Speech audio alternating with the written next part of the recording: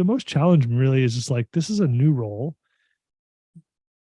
It's tough to measure on some level. And, I'm someone who's like very like, I know exactly how much impact I'm having in my role. I know exactly how to measure it. And, some of that measurement piece is still, I'm exploring and figuring out what's the right way to do that. And I think that is probably the hardest thing for me, being close to like the revenue side for so long and having an impact on revenue or efficiency.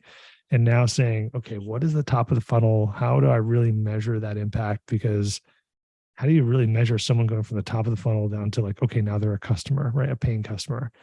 And how much of that is because of the evangelism? How much of that is part of community? It's a little bit grayer. I do have hard metrics, like the content that we're putting out online, right? It's doing very, very well, which I'm grateful for.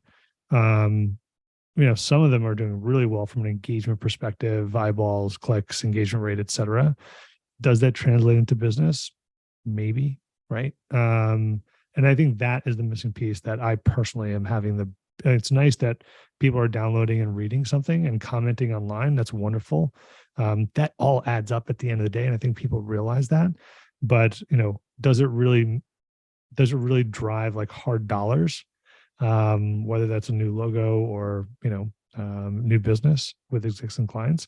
I think that's a little bit tougher to manage because so much goes into that, right? And so many people are involved, and fantastic people, sales, customer success, professional service folks. I mean, really super talented people. Like I am like 1/1000% of that equation.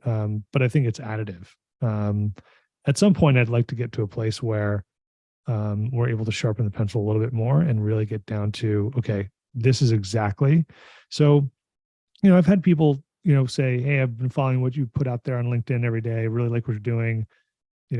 Come talk to us about, what does it mean to be a Medallia customer and like, what could you guys do for us? Okay, great.